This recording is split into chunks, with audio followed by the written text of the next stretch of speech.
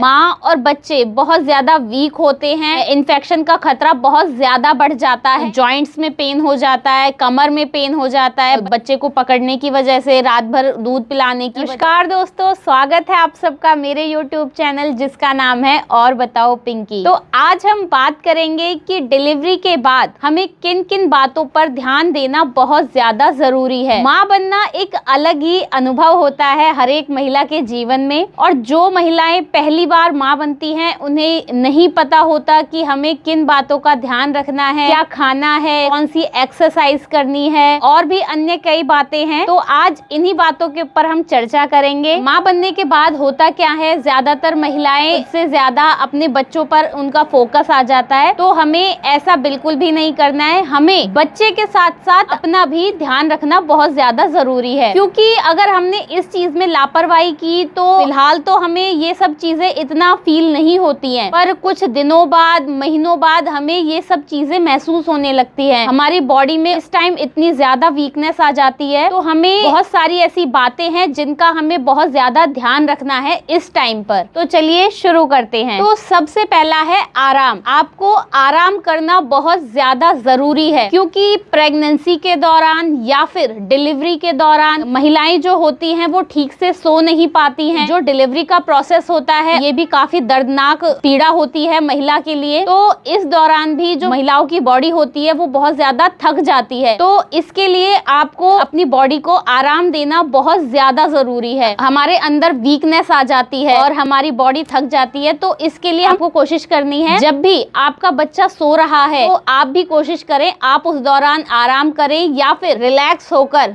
सो जाएं। इससे आपकी बॉडी को बहुत ही अच्छा महसूस होगा। दूसरा, आपको कोई भी भारी वजन उठाने से, कोई भी हैवी वेट है बिल्कुल भी उसे नहीं उठाना है, ये बिल्कुल अवॉइड करना है आपको, क्योंकि कई महिलाओं को नॉर्मल डिलीवरी में भी स्टिचेस आते हैं, बाकी सी सेक्शन में तो स्टिचेस आते ही आते हैं। भारी वजन है ये उठाना आपके स्टिचेस के लिए बहुत ज्यादा हार्मफुल हो सकता है, तो आप इसके लिए घर के किसी बड़े की हेल्प ले सकते हैं। तो बिल्कुल भी भारी वजन उठाना आपको अवॉइड करना है। तीसरा, आपको गर्म पानी ही पीना है इस दौरान। आप कोशिश करें जितना हो सके, अगर सर्दियां हैं तो ये आपके लिए बहुत ज्यादा आसान है। अगर आप इस चीज को 6 महीने तक फॉलो करती हैं तो ये बहुत ही बेस्ट है। इनकेस गर्मियां हैं, आप इस चीज को 6 महीने नहीं फॉलो कर पा रहे हैं, तो आप कोशिश करें कि 40 दिन तो आप गर्म पानी जरूर पिएं। गर्म पानी की जगह आप अजवाइन का पानी भी ले सकती हैं। जो पानी है, गर्म पानी या अजवाइन का पानी, आपके इधर गंदगी होती है उसको सबको बाहर निकाल देता है। और कई बार क्या होता है, डिलीवरी के बाद कई महिलाओं को शरीर में ऐंठन या जकड़न या दर्द जैसी समस्या होती है, तो ये इसमें भी हेल्पफुल होता है। तो आप कोशिश करें, अगर आप 6 महीने लगातार पीती हैं तो ये बहुत ही बेस्ट है। अगर आप 6 महीने नहीं कर सकते तो आप 40 दिन तो जरूर इसको फॉलो करें। और 40 दिन के बाद भी आपको ठंडा पानी नहीं लेना है, गर्म पानी के बाद आपको सादा पानी लेना है, क्योंकि अगर आप ठंडा पानी पिएंगे इस दौरान तो आपके यूटेरस में स्वेलिंग आ सकती है, आपको प्रॉब्लम हो सकती है। तो ठंडा पानी आपको बिल्कुल अवॉइड करना है इस टाइम पे। बिल्कुल भी ठंडे पानी में जो काम होते हैं उनसे भी आपको बचना है, जैसे बर्तन है या फिर कपड़े हैं या फिर और भी कोई काम है। तो जितना हो सके आप इन चीजों से इस दौरान बचें। इसमें आप अपने किसी घर वाले की, किसी की हेल्प ले सकती हैं। और इन केस अगर आपके पास ऐसा कोई ऑप्शन नहीं है तो आप कुछ दिनों के लिए अपने लिए मेड भी लगा सकती हैं। अगर मेड का भी अगर आपके पास बिल्कुल कोई ऑप्शन नहीं है तो आप कोशिश करें कि ऐसे जो काम है उनको गर्म पानी के ही करें, ठंडे पानी से आपको इस दौरान बचना है। नेक्स्ट, अगर आपको इस दौरान कहीं जाना पड़ रहा है तो आप प्लीज इस दौरान जितने भी आपका कोई ट्रैवलिंग का प्रोग्राम है उसे कैंसिल कर दें, क्योंकि इस दौरान जो होता है माँ और बच्चे बहुत ज्यादा वीक होते हैं, इन्फेक्शन का खतरा बहुत ज्यादा बढ़ जाता है। तो आप कोशिश करें कि कहीं भी अगर जाने का आपका प्लान है तो आप उसे इस दौरान कैंसिल कर दें। जितना आप घर पे रह के रेस्ट करेंगे उतना ही आपकी बॉडी के लिए बहुत ही ज्यादा अच्छा है। तो इन सब चीजों को बिल्कुल अवॉइड करें। नेक्स्ट, आप अपनी मालिश भी जरूर करवाएं इस दौरान, क्योंकि कई बार क्या होता है, डिलीवरी के बाद हमारी जो टमी एरिया होता है वो ब्लैक पड़ जाता है, स्किन लूज हो जाती है। तो इसके लिए आप अपनी मसाज जरूर करवाएं। अगर हो सकता है महीने 2 महीने आप जरूर अपनी मसाज करवाएं। अगर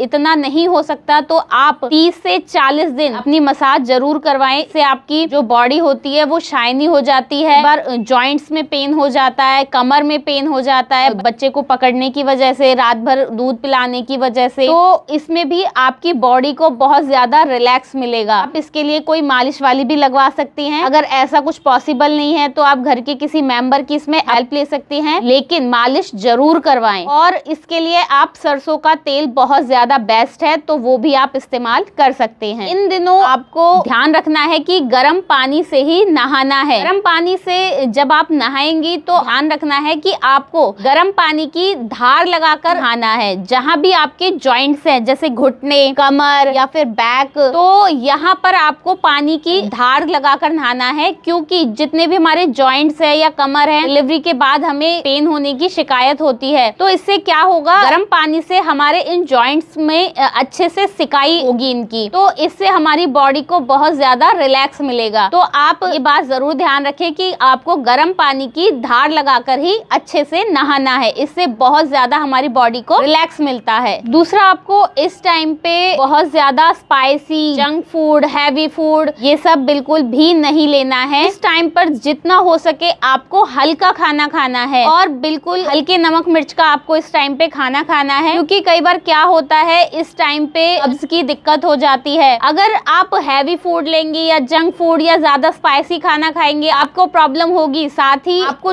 कब्ज की या किसी चीज की ऐसी कोई दिक्कत होती है, तो साथ ही इसका असर आपके बेबी पर भी पड़ता है। आपके बेबी को भी इस टाइम पे लूज मोशन की दिक्कत हो सकती है। तो जितना हो सके लाइट खाना खाए, हल्का खाना खाए, जैसे सूप, दलिया, खिचड़ी, हरी सब्जियां। इससे आपके बेबी के लिए बहुत अच्छा दूध भी बनेगा, बेबी भी अच्छा एक्टिव रहेगा। आपको इस दौरान बिल्कुल भी heavy food, junk food, spicy food बिल्कुल भी नहीं लेना है। जितना हो सके आपको लाइट फूड लेना है। साथ ही आपको ध्यान रखना है कि इस टाइम पर आपको अपना जो फॉरहेड है, फॉरहेड, कान, ये सब आपको कवर करके रखने हैं। क्या होता है, जो ठंडी हवा होती है वो हमारे शरीर के अंदर प्रवेश करती है, जिससे हमें बाद में कई सारी प्रॉब्लम्स हो जाती हैं, जैसे हेडेक या और भी कुछ, सर्दी लगने की कई बार प्रॉब्लम आ जाती है। तो आपको ध्यान रखना है कि इस टाइम पर आपको अपना फॉरहेड कवर करके रखना है, जिससे कोई भी ठंडी हवा हमारे शरीर के अंदर ना आ पाए। ये चीजें हमें इस टाइम तो ऐसा लगेंगी कि नहीं, ऐसा कुछ नहीं है, हमारी बॉडी में कुछ नहीं हो रहा, तो हम ये सब चीजें फॉलो ना करें। अगर आप इन सब चीजों को फॉलो नहीं करती हैं, तो इसका रिजल्ट आपको आज नहीं तो कुछ दिनों बाद या कुछ महीनों बाद आपके सामने आने लगता है। तो मैं ये जरूर कहूंगी कि आपको इस टाइम पे इन कुछ चीजों को अगर आप फॉलो कर लेंगी, तो बाद में आपको ये कई सारी परेशानियों का सामना नहीं करना पड़ेगा। तो आप ये चीजें अपने डिलीवरी के बाद जरूर फॉलो करें। तो ये थी हमारी आज की वीडियो। तो आगे भी हम आपके लिए ऐसे ही इंफॉर्मेटिव वीडियोस लाते रहेंगे। तो तब तक के लिए हमारे चैनल को सब्सक्राइब करें, वीडियो को लाइक करें और अपने फ्रेंड्स और फैमिली तक जरूर शेयर करें। तब तक के लिए नमस्कार।